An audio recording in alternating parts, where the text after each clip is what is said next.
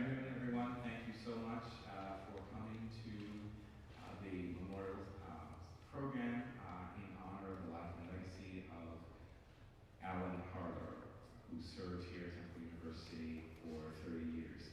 I'd like to introduce Dean and the Vice Provost for the Arts for the Center for Performing and Cinematic Arts here at Warrior College of Music and Dance and School Theater, Film and Media Arts, Dr. Robert Sugar.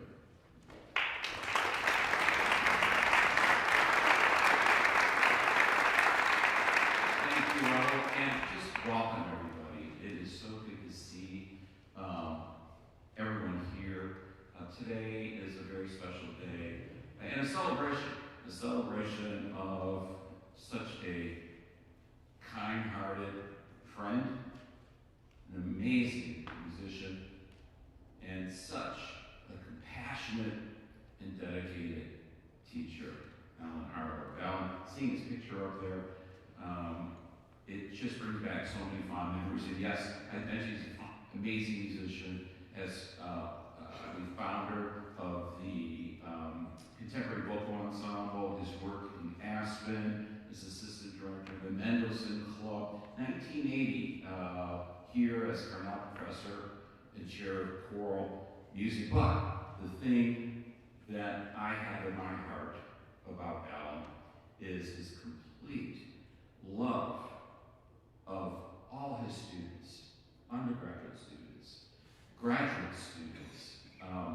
He used to come in, this is a true story, he'd come in for a meeting. He was one of those individuals that he would come in for a meeting, and it would just bring so much light, joy. In my life, it was like this is hearing him talk and his passion and love and excitement for how great his students were doing it. I'd call him in and talk about a topic, whatever was going on that we needed to talk about. Then we ended up talking for about 50 minutes. He was talking, just sharing about all the students and how this person's doing this. And then if we were ever going to Puerto Rico, that would be the big topic of doing that tour. And a couple of times I remember I would say, hey, Alan, thanks for the meeting. He goes, well, we need to get down to business. I go, I know, why don't you come back in another week? So I would always have him come back. And it was selfless. It was for me, it was for selfish. I was very selfish because I just wanted to spend another hour with Alan Harler and like the room and like the space and everyone here. You know, he just loved all of you. This was his greatest joy, working with you. They say, I think it was Henry Adams that said, that a teacher affects eternity. And there is no question that Alan's kindness, his compassion, his musicality is going to make a difference in people's lives for generations to come. I know that. And I'm just so thankful to see all of you here today. And personally thankful that I was able to have Alan part of my life. It just heightened my whole experience here at Temple, and it just made my heart stronger and better seeing that kind of joy and love. So I want to give a special before we start the program, and again, welcome. I know it's snowing outside, so it's great to have everybody here, but I want to give a special thank you to Fong. Is Fong in here for helping to organize Leslie Cochran, first Leslie.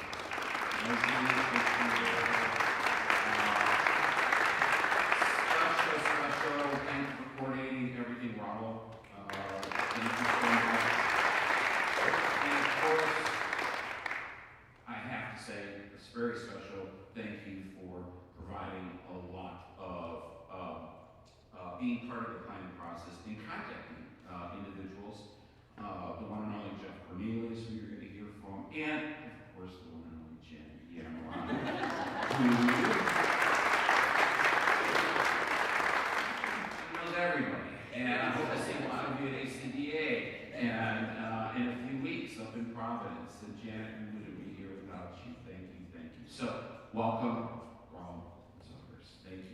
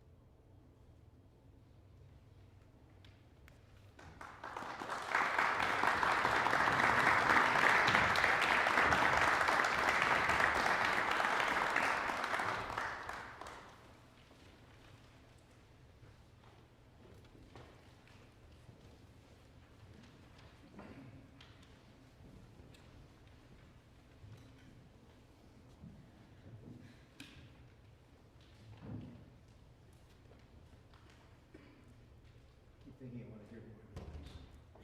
Not there.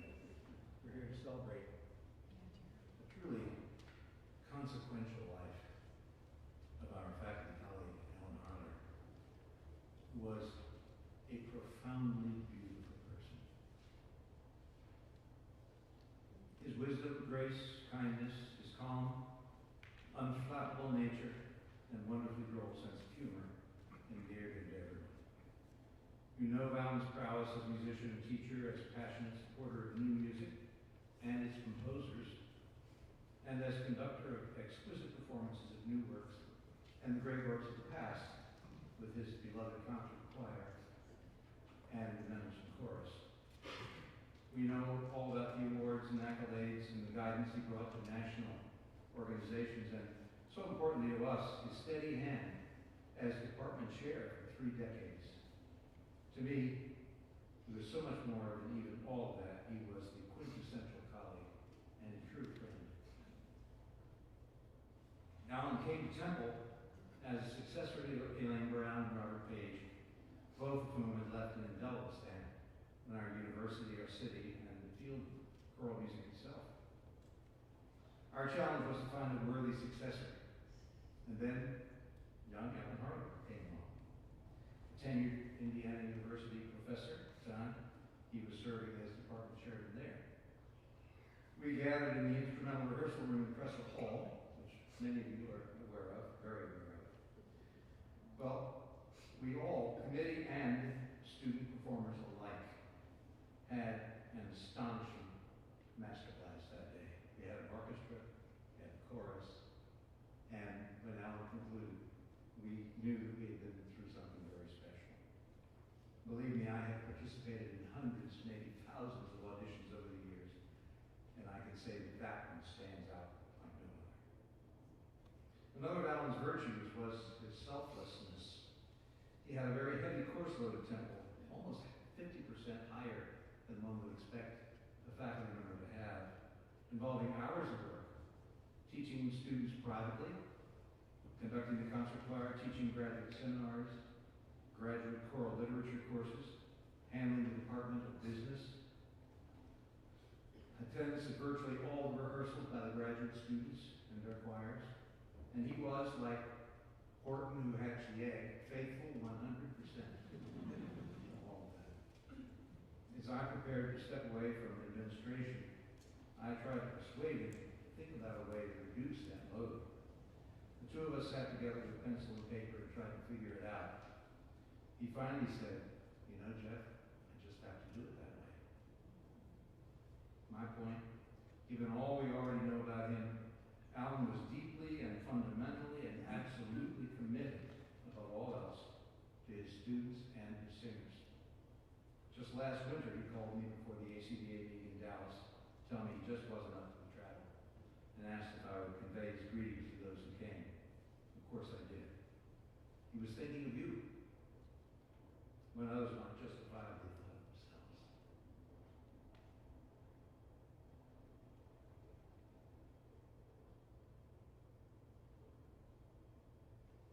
Obviously, we talk about Alan's legacy in many ways, but in my view, his greatest legacy is right here. And those watching from afar. Alan was a teacher. His legacy is you. And knowing many of you wonderful people as I do, I know that you are influencing your students, your singers, your colleagues, as we saw in our mentor and friend. We miss him. We'll always miss him. But we'll always have him. That's the legacy. We are so grateful that we knew this extraordinary man and that we were part of each other's lives.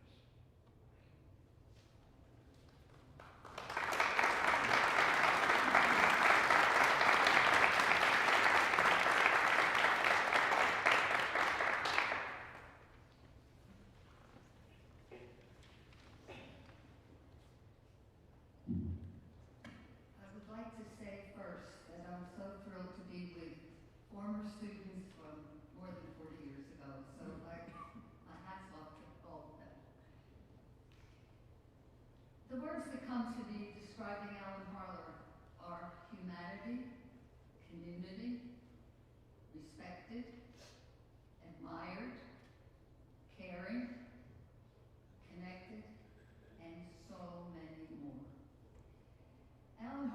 became the chairman of the choral department in 1980-81 year, and my thoughts at this time, my new boss.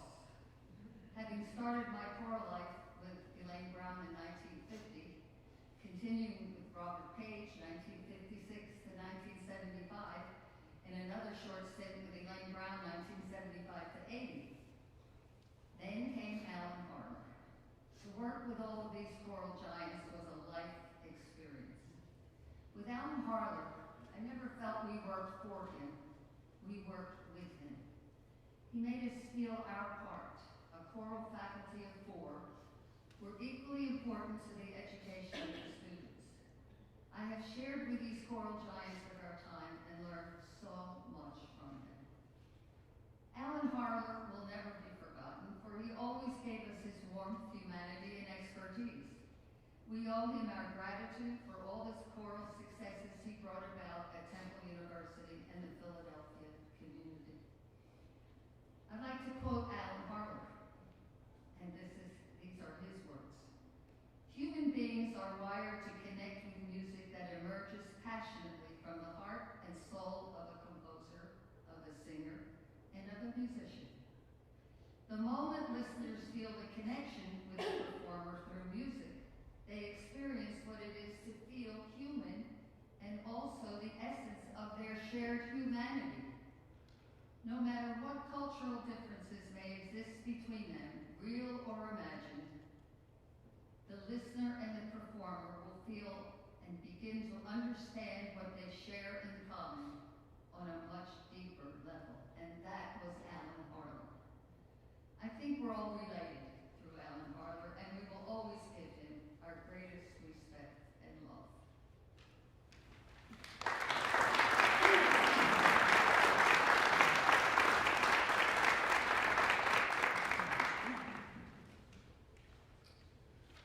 When I began my collegiate teaching career in Baltimore, the program I most emulated, the program I wanted to have when I grew up professionally, was Alan Harler's Temple University Choral Program right here in Philadelphia. It remains one of the great honors of my life to later have succeeded in this role on this wonderful place. I want to share with you a single moment that I observed at Alan the teacher that for me captured Alan the human. I invited Alan to come to my campus for a conducting masterclass, and he graciously agreed. Since my school had no conducting program at the time, it is testament to Alan's generosity that he agreed to come work with 4 true novices, 5 if you count me. The moment came after one of my students led the choir in a slow and lyrical piece. The conducting was clear and accurate, but a little bit choppy, and needed a greater sense of legato. After the piece concluded, Alan graciously complimented the student and encouraged him to improve the conducting by moving his arms more on the horizontal plane, more side to side, less up and down, to show the legato. I remember his gesture as if it were yesterday. It was the most simple and elegant thing I could imagine. Simply that. The student imitated that gesture and then applied it to his pattern, and the conducting improved almost instantly. It's as if we could hear, even though the choir wasn't singing when Alan demonstrated, it's as if we could hear the legato in his body. The words were wise. The tone was warm. The face was kind. The gesture was elegant. Wisdom, warmth, kindness, elegance. Thank you, Alan, for modeling these virtues in teaching and in life.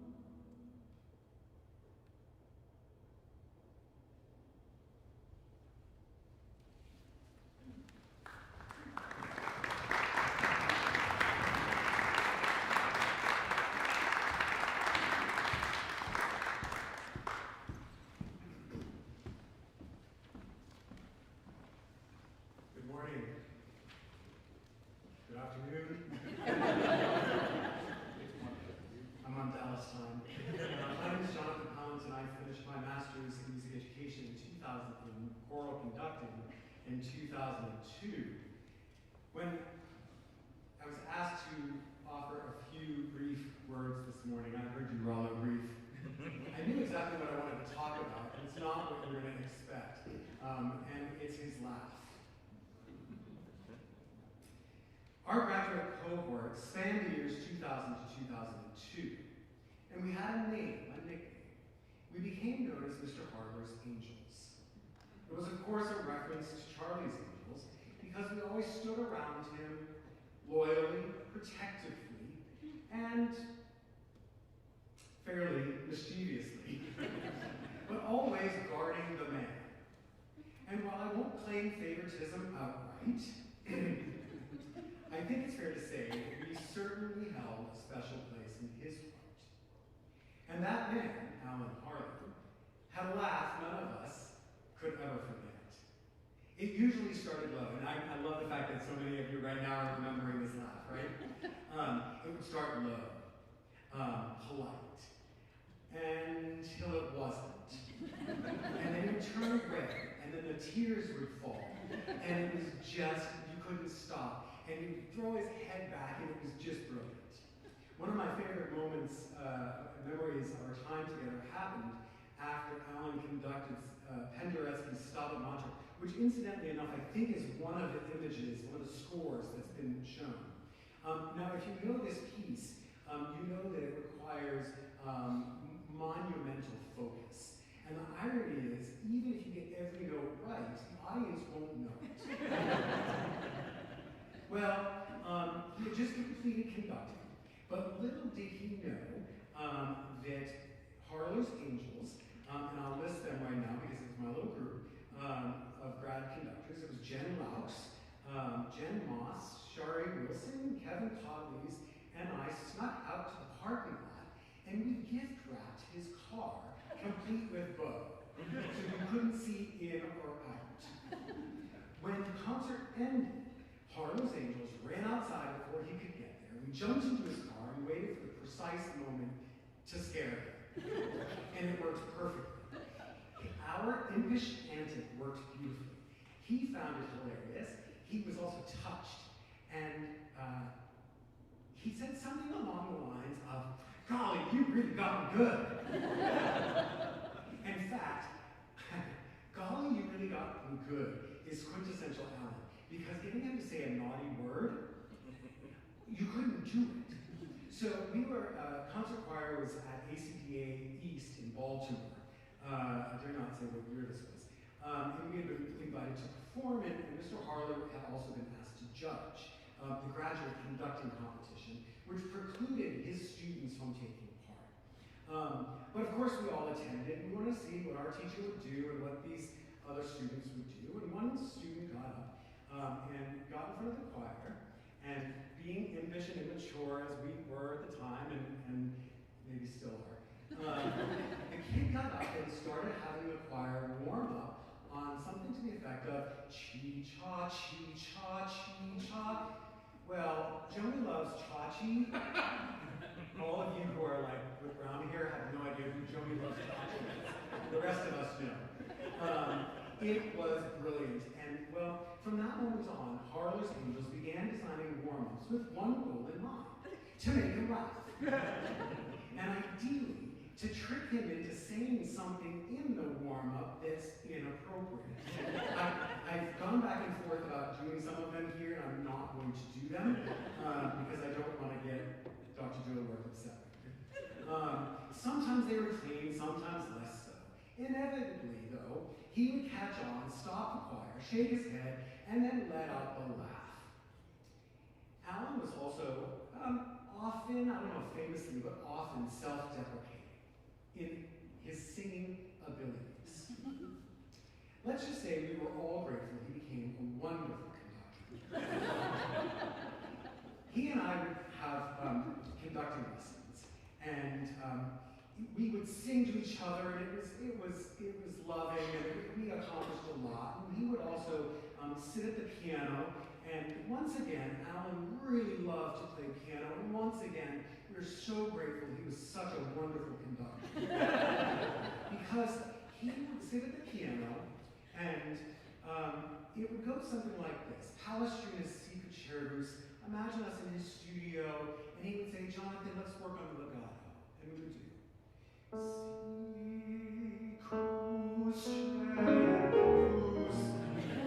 And he would apologize, and we would try it again.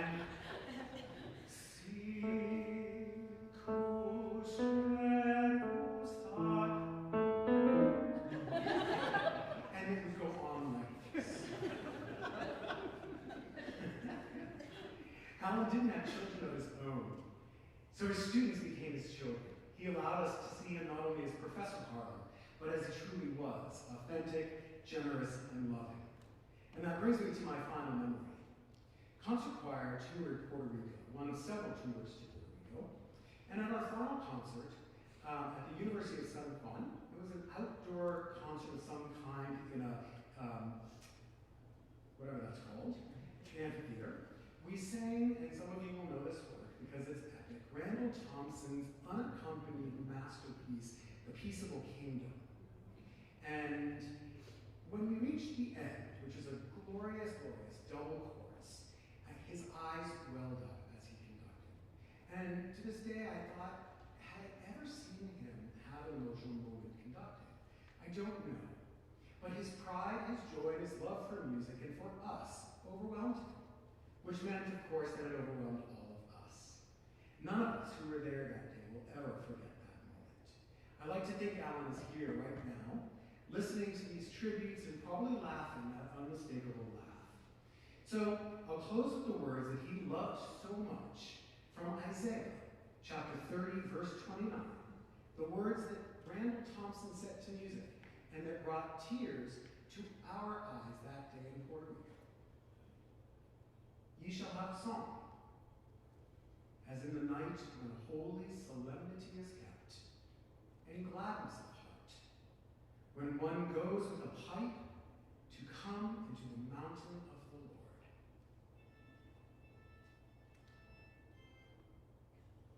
Thank you, Alan, for the love and the music and the laughter. You have given us all that song.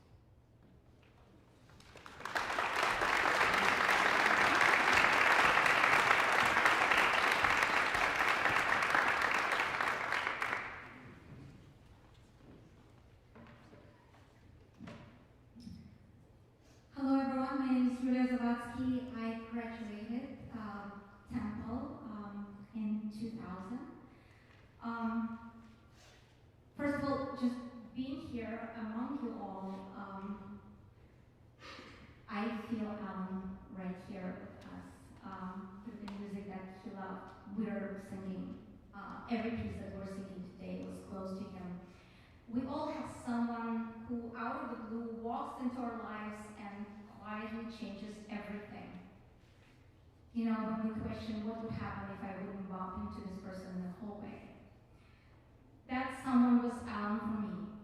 I was 21, visiting family in the US, and first time in Philadelphia, walking around Temple University campus because my cousin happened to be a student in medical school. We wandered into the music school. At the time, I was a third-year conducting student from Jerusalem with very limited English. Alan saw me in the hallway, asked who I was and why I was there. At least that's what I thought he asked. I told him through my cousin that I studied conducting in Jerusalem and mentioned the name of my teacher. Without hesitation, he invited me into his office. There was a score of Carmina Burana on the music stand. He sat at the piano and asked me to conduct. I didn't fully understand then what that moment of generosity meant. A year later, I was in my dorm room in Jerusalem when an international call came in. It was Alan inviting me to join graduate program in Temple. That call changed my life. Alan was more than a teacher. He was a mentor, a friend, a parent figure, and a confidant. No matter how busy he was always present. He was always available from us.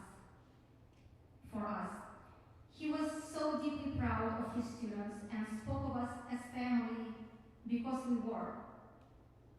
One of the things he was most proud of was his final act at Temple, hiring Rollo and continuing the legacy of Lane Brown. He cared deeply about continuity, about people, and about doing right by those who came after him. Alan lived with quiet strength, humility, and so much kindness. Alan, Janet, Gail, and Jeff, they were family, and we were so lucky to be part of it.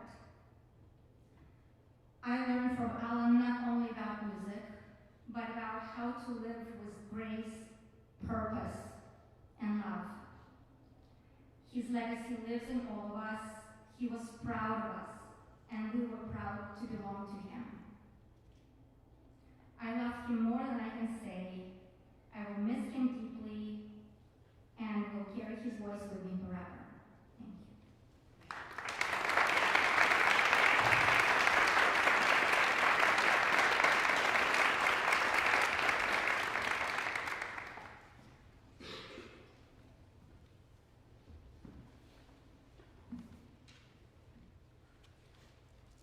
I'm going to feel like I'm a broken record a little bit here, but I think that's okay. Good afternoon. My name is David Hodgkins, and I'm honored to be invited to speak today as we memorialize our dear friend, mentor, and colleague, Alan Harler. I would be hard-pressed to name another individual who was more universally loved and respected than Alan. He had a quiet, casual manner when he spoke with you that put you at ease, yet he engaged you with undivided attention and genuine interest. His work at Temple, with choral conducting colleagues Janet Gamron, Jeff Cornelius, and Gail Polk from my era, and at Mendelssohn Club, set the industry standard for what successful musical organizations could accomplish. Nationally, he was an influential board member of Chorus America and ACDA, and his sphere of influence extended worldwide. My 2 years in the choral conducting program at Temple were the most intense and intensely satisfying years of my life, both professionally and personally. First and foremost is where I met Sheila Kibbe in concert choir, an extraordinary pianist and musician, and my wife of 38 years. Professionally, under Alan's tutelage, it is where I learned how to truly study and prepare an orchestral score. Alan was a master at pointing out the importance of the smallest details that could make a performance pop. He taught practical lessons as well, like emphasizing that being unprepared for an orchestral rehearsal wastes valuable time and especially money. He taught me how to be musical and simultaneously efficient. I always appreciated Alan's candor in our conversations. One watershed moment sticks out in my memory. I had been out of school for about a year and had been offered the position of artistic director of Choral Allegro in Boston, a gay lesbian choir. In concern for my career, Alan advised me not to take the job. His fear was that leading a gay lesbian group, would pigeonhole me, his words, as a conductor for life. Ultimately, though, I took the job with Alan's full and consistent support. Far from pigeonholing me, choral enabled me to explore an untapped well of repertoire by gay and lesbian composers, as well as composers of color, that others had yet to discover. Alan's love of contemporary music, particularly newly commissioned works, fully resonated with me. He was unafraid to take musical risks. And his passion for new music inspired me throughout my career to present 30 world premieres of major new works, including 22 commissioned works and 4 critically acclaimed CDs. I owe so much to Alan, who was always available to discuss ideas and concerns, and I will forever miss that relationship. A few years ago, I asked Alan how he was enjoying retirement. His response was, "I love spending more time with Chuck, Alan's longtime partner, but I miss the students. They kept me young."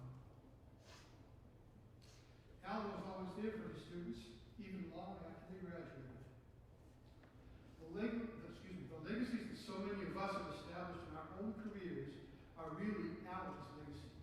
one that will live on through us for generations to come.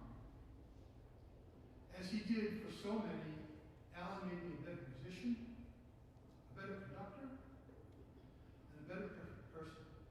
For that, I will be eternally grateful. Thank you.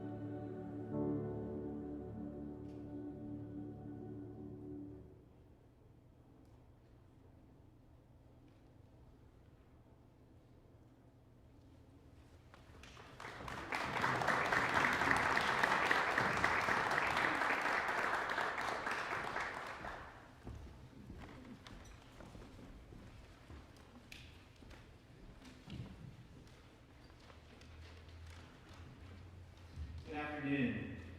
My name is Matt Lista. I am currently serve as president for the Boyer College Alumni Association, and I have the distinct honor to share and commemorate the life and achievement of such a talented musician, masterful teacher, and loving human. Having graduated in 2013 with a Bachelor's of Music in Music Ed, I was fortunate enough to attend Temple University and the Boyer College of Music and Dance for Alan Harler's final year as director of choral activities. Coincidentally, I've also been here to witness the beginning tenure of two other DCAs at Boyer, Dr. Paul Reardon and now Ronald Dilbert. And I have Alan Harler to thank. Music is is arguably a foundation of culture, a way of creating community. Alan Harler recognized this and made it his lifelong goal. Many strive for this, but very few are able to build upon these ideals and create family. Boyer, and more specifically the wider reaching arm of choral activities, is a family. Alan Harler took the diligent work of the great musicians before him and continued their efforts to build a musical family that reaches out into a world in need. His grace, his humor, his passion, his caring enable all who experience music with him to reach deep inside and find the beauty in musicking together, recognizing that there's more that brings us together than drives us apart. As a freshman who had recently switched from being a journalism major in the fall to a music ed major in the spring, I was a bit shell-shocked by the busy and hectic world of Presser Hall and musical life. The spring semester is unique in that the choirs prepare for their larger performance with the symphonic orchestra at the Kimmel Center, formerly the Academy of Music. Not to mention, this year in particular was a fairly wild endeavor of Andrea Clairfield's Little Songs. Commissioned work by Alan Harler and the Mendelssohn Club of Philadelphia, this modern post-tonal work was a wild ride for a young musician such as myself. In our first rehearsal with Professor Harler, I was immediately comforted by his calm, even-keeled demeanor. His intimate knowledge of the score and passion for high-fidelity musicianship at all times was inspiring. As I watched, witnessed, and learned throughout the preparation for this performance, I thought, this is incredible. He enables us to be unapologetically ourselves while also pushing us and molding us like the clay of the golem into his sonic vision. Later, at the performance at the Kimmel Center, he took to the podium with mass choir and orchestra before him and delivered the performance and memory of a lifetime. It was in those first moments that I said to myself, that is what I want. So here I am. A graduate of Temple University, a music educator and choral director, now pursuing a second degree in choral conducting. Alan Harler's passion for music nurtured and grew this family of musicians. The master's program he helped to build and expand inspired me to return and follow my dreams as a choral conductor. I'm indebted to Professor Harler for lighting the spark for me, as are many of all of us here, on stage and in this room. In that one semester, Professor Harler changed my life for the better. Every time I met or gathered with him thereafter was always a joy. He made every encounter feel like I was coming home. Very rarely did it feel like teacher-student, rather friend, reunion, family. His memory lives on in all of us and the musicians he enabled us to be. He will be truly missed forever and forever loved.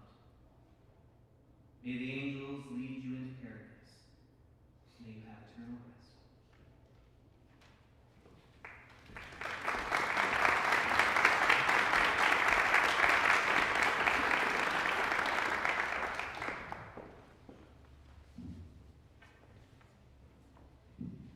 Good afternoon. My name is Amelia Garbish, and I have the great pleasure of being in Professor Alan Harler's final class of the Masters of Music in Choral Conducting. I graduated in 2010, and when I think of my time pursuing my Masters in Choral Conducting here at Temple, the memory that rises above all others can only be that of my mentor, Mr. Alan Harler. Well, he was not simply my professor, as we know. He was a model of what it meant to be a musician, of what it meant to be a leader, and more importantly, and most importantly, a deeply humane, caring, and thoughtful teacher and friend. As a graduate student and TA, I worked very closely with him for 2 years, and working closely with him on several big organizational projects. The first of which was the project that Matt just spoke about. Where is Matt? There we are, okay. Those Kimmel Center concerts. Well, Alan liked to have his graduate students do quite a bit of the preparation, the legwork, if you will, the things to help us get ready for our own careers as choral music educators and choral directors. And so in my first year, I was assisting, and then in my second year, I was tasked with helping him to organize and artistically plan the Kimmel Center concert. And that was one of the first moments I truly felt trusted as a young conductor. See, he treated me not as a student completing assignments and tasks, but instead as a colleague whose musical instincts mattered. And in our meetings together, he showed me that artistry lives not only in rehearsal rooms, but in the careful programming, organizing, collaboration, and in the respect for the performers and audience alike. He taught me that excellence is built through intention and care. That trust only deepened when I served as his master's student tour manager on another trip to Puerto Rico. Well, that responsibility was immense. I thought the Kimmel Center was big. Planning a trip with Alan to Puerto Rico was truly immense. But he never hovered over my planning. Instead, he guided me through with quiet confidence. He stepped in when needed, and he stepped back when he saw that I was ready. Watching him lead his students once we were there, watching him lead his students, leading us through music, showing us a new culture, and helping to bring us into service, community service during that tour, showed me the power of choral music to connect people across languages, cultures, communities, and borders. It was there that I learned leadership that could be both firm and demanding, but compassionate. But the moment that will stay with me forever came during my comprehensive oral exams, and I'm making eye contact with a few of the professors who were in that room that day. I told you I was gonna cry. Near the end, he asked me one very simple question. He said, "What do you wish you had here that you didn't get?" Well, I didn't plan my answer. I didn't know the question was coming. But I worked honestly through tears. You might think I cry a lot. I really don't, but I was working through tears. And I looked him in the eye and I said, 2 more years with you. Well, I don't know if you remember that day, but the room felt quiet. And he stood up and we hugged right there in the middle of my comprehensive exam. He just gave me this great big hug, and we were both crying at this point, and the test was over. Everybody knew the test was over. And I had passed, clearly. And that was this moment for me where there was no hierarchy, there was no more exam, there were no titles, only gratitude and love and the recognition of a bond formed through shared music and compassion for one another and trust in one another. Mr. Harler gave me far more than musical training. He gave me belief in myself, in the work, and in the kind of teacher and conductor I could become.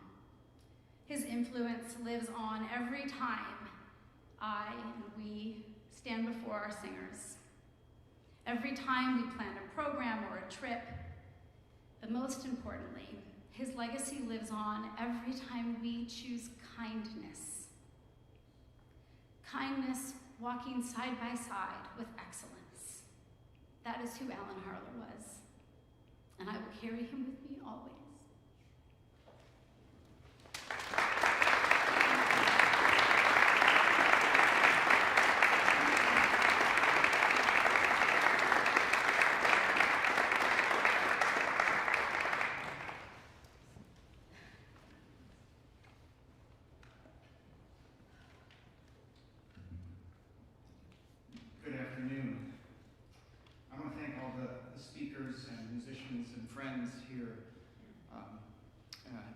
truly an honor to be able to speak today among so many other colleagues, students, classmates, friends, as we come together to celebrate Alan Harler. My name is John Leonard, and I'm a graduate in choral conducting from 2005. I look back fondly and with much pride on my time at Temple, studying with inspiring conducting faculty, Alan, Jeff, Janet, Julia, Trom Sparks, Luis Biava was here, alongside talented classmates like Andrew Crow and Michael Chavalia, who are here with us today and singing in the ensemble together, among others. I also sang for many years under Alan with the Mendelssohn Club Chorus, where I was blessed to be an apprentice to him. Aspiring conductors need to find someone who believes in them, a champion. And for me, like so many of you, that person was Alan. As my classmate Andrew Crow puts it, Alan opened doors for you to be your best, never challenging you to ever be your worst. He taught us how to be human as conductors, leading with confidence as you've heard and seen and witnessed, and with musicianship, yet always with humility and with joy. Like all of you here today, the impact that Alan had on me as a mentor and a friend is immeasurable. So many of the lessons he instilled in all of us from the podium, seminar classes, or in lessons discussing repertoire, score study, chironomy and gesture, and rehearsal technique continue to guide me in my work every day. As I open my scores and step in front of my ensembles, it is as though Alan is right there at my side, gently coaching me and guiding me each and every time. I remember Alan walking into seminar class with Don St. Pierre, putting down the scores that were under his arm and taking out his tempo watch. And then looking at one of us and saying, "John, 130 beats per minute, go." Andrew, 78, go. Yikes. His cueing exercise, where we would cue every third beat with our left hand in a 4/4 pattern, is still one of the most valuable techniques that I practice and still use with my students today. During my doctoral studies at Indiana, I performed Andrea Clearfield's The Gollum Songs for one of my recitals, a magical piece which you've heard about from Andrew and which Alan commissioned for the Mendelssohn Club, 2005, I believe. And I invited both Andrea and Alan to come for that recital. Alan sat at the rehearsal with his former faculty colleagues at IU, and when it came time for feedback and coaching, it was Alan who came up to speak with me about what went well and what things the collective faculty would like to see me work on for that performance. What a special moment to still have Alan there, still with me. And I think for Alan too. In November, I was at the NCCO, the National Collegiate Choral Organization Conference in Fullerton. Iris Levine, another wonderful Temple alum, was giving a master class with exceptionally talented graduate conducting students from all over the country. While working with one of the students on their gesture, she stopped. She turned to all of the audience and the students and musicians and said, "I encourage everyone to study chironomy, the arsis and thesis, the gestures for leading chant, when you study your gesture." I thanked Iris for bringing Alan yet again into the room. And finally, just this past December, Alan's presence was right there with me. I was guest conducting a Christmas Eve service, and in the rehearsal for Silent Night, I asked the musicians in verse 2 to place a lift right before the word Alleluia, because that is what Alan reminded us and taught us, that this is a quotation. Heavenly hosts sing Alleluia. I'm fortunate to be the steward of Alan's choral library. Being able to study these scores and look at Alan's markings in the margins is an amazing gift. Alan lives on in these scores and notes. You can witness his attention to detail, the gentleness with which he worked, and the preparation he invested in so that he would maintain his artistry, and guided him as he worked with all of us as musicians, humbly, with dignity, and with great talent. I am comforted to know that every time I open a score, select repertoire, or work with fellow musicians, Alan is right there, smiling at us and gently guiding us all. And I believe he always will be.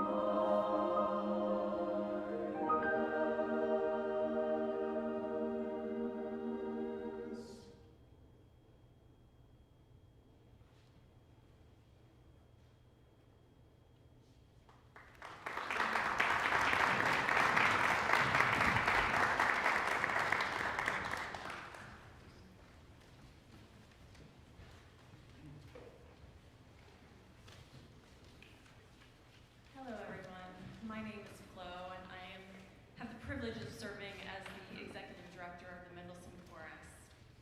Like many of you, I met Alan in the rehearsal room. I wasn't the best or the brightest student, but in his place I found a home that I would return to time and time again over the next 30 years. There's no question that Alan was a brilliant conductor and a humble and kind human, but it wasn't until after I left these hallowed halls that I saw another side of him, a visionary. At Mendelssohn Chorus, what I discovered about him was truly remarkable.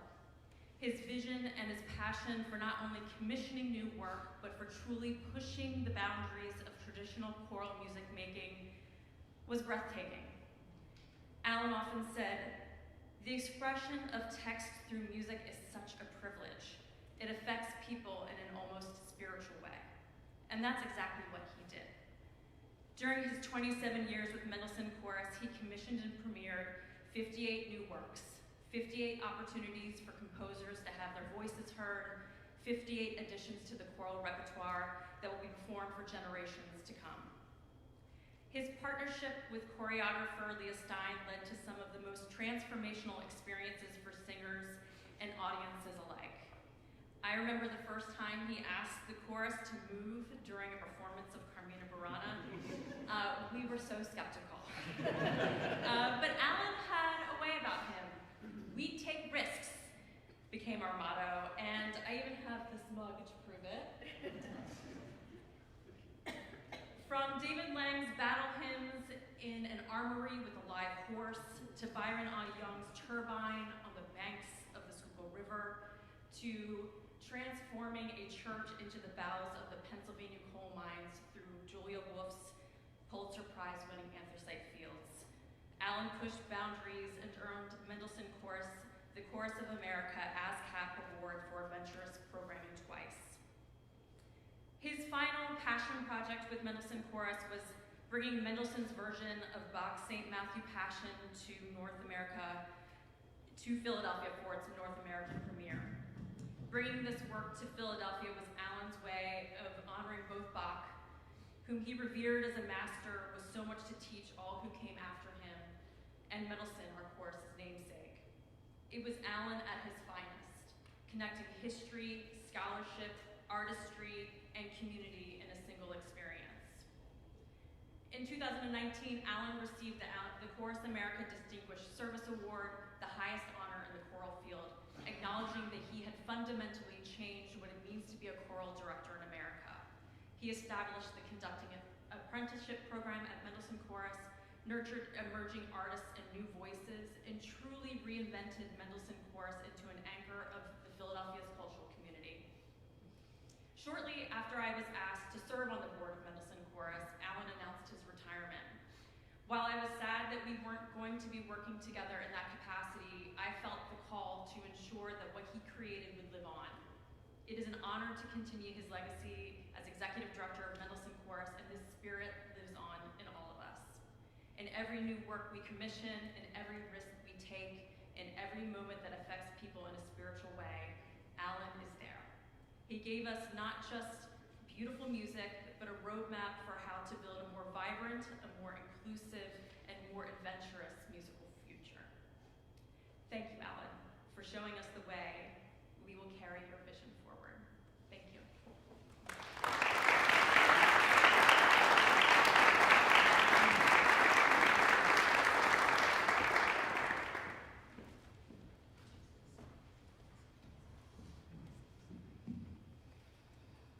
Hello, my name is Veronica Chapman-Smith, and I graduated from Temple University in 2000, 2002, and 2012. Yes, I love Temple.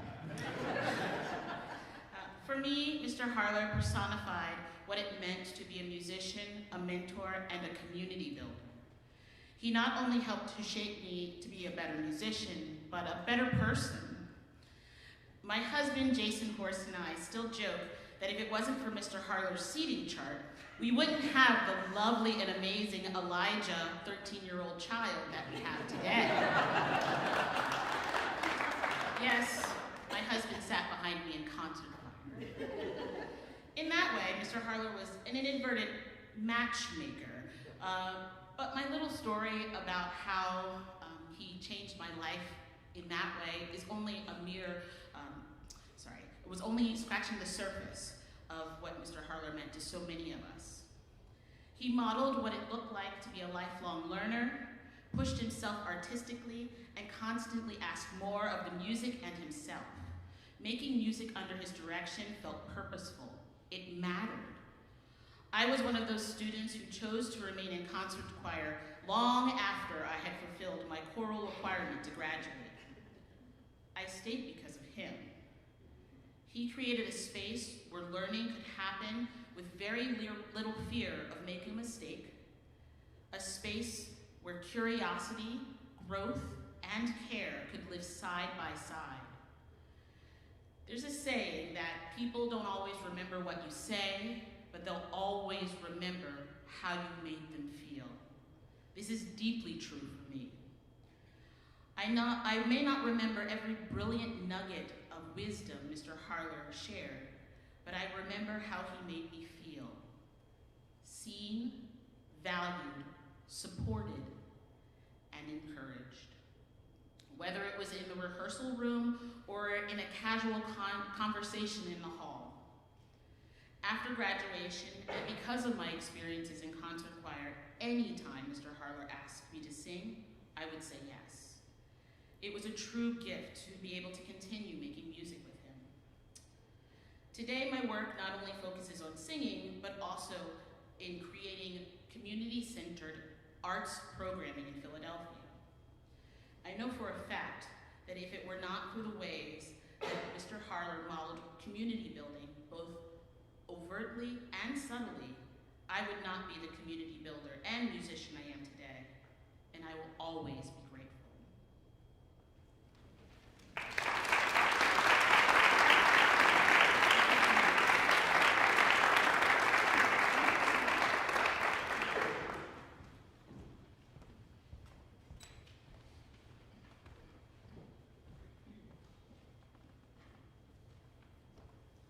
Good afternoon. My name is Robert Duff, and I am a graduate from 1997 from the Masters of Chorals program. During my time here, I had the honor of serving as one of Alan's TAs while pursuing the master's degree. Today, as we come to a close of these remembrances of this concert, I want to speak simply as someone who felt honored and blessed to carry his voice forward. We all know of Alan's extraordinary career, his leadership here at Temple, his transformative work with the Mendelssohn Club of Philadelphia, or Mendelssohn Chorus of Philadelphia as it's now known. We've all been partners in the adventuresome programming choices and risks he made, the boundaries he pushed, and the music he brought to this world that is so in need. So I won't repeat those details. Instead, I want to speak about what it felt to learn from him. To be a student at Fallon's was to be trusted and respected at every turn. Alan taught us by example and by encouraging us to listen intentionally. He led musically by listening and led each of us by listening. He believed in us often before we believed in ourselves, and that belief stayed with us long after we left his classroom or whether we left a rehearsal room. We worked harder for him, not because we were afraid of him, but because he invited us into something more meaningful.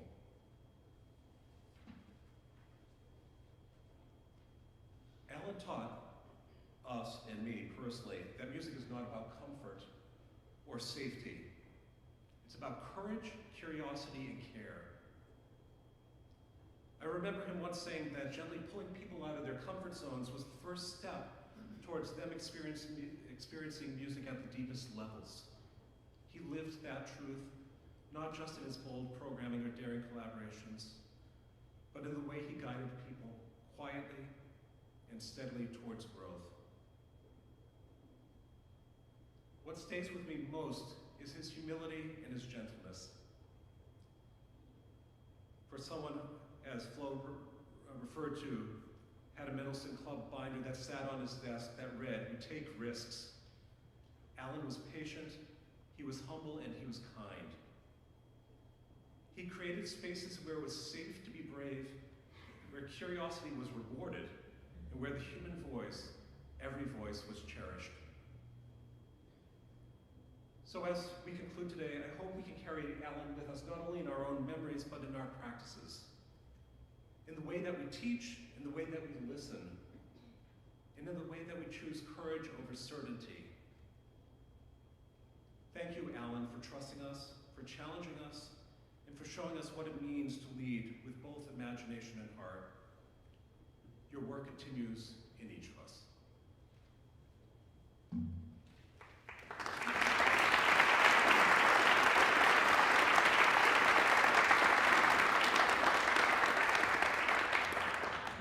Thanks to all of those who have participated in this afternoon's program. Thanks to this amazing alumni choir, alumni chorale.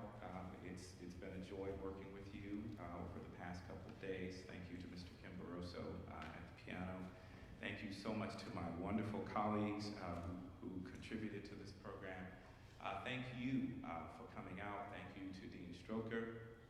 We are all, I think, grateful for the gifts that Alan Harler gave to all of us, whether it was through his friendship, through his mentorship, through his teaching, through his musicianship, through his artistry, through his adventurous programming.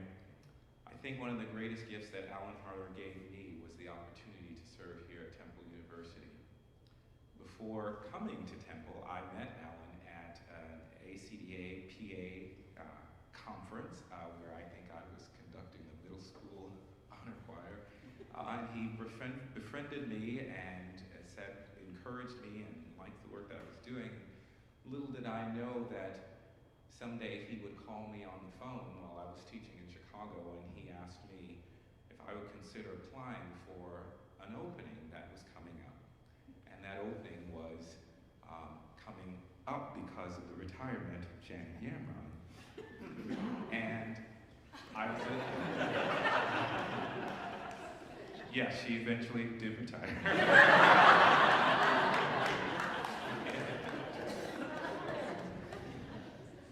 And I have to be honest with you, I was sort of shocked by Alan's call because I didn't know him very well. I had met him at a conference, and you get to know people and they become a part of your ecosystem, so to speak. But he had noticed the work that I was doing with young people, and he said, I think you would be great. And I said to him, thanks, but no thanks, I don't think I'm interested. And while not going through the whole story, I'm here. And it was not only Alan's warmth and kindness, but it was the leadership and the influence of both Jeff and Janet, who were here on the choral faculty, that made me feel something special, that there was something special about Temple University. And so I have no regrets about the decision I made, and I'm actually grateful for Alan and that phone call. So thank you to all of you, thank you to Alan, and thank you to all of you, and may his memory be a blessing to all, and may his memory continue to live inside of us as we know that there is so much that he gave us that we now have a responsibility to give to others through him. We're going to sing the Peter Lutkin benediction. If you happen to know it, you're certainly welcome to sing it along with us, and that will conclude our program. Thank you so much.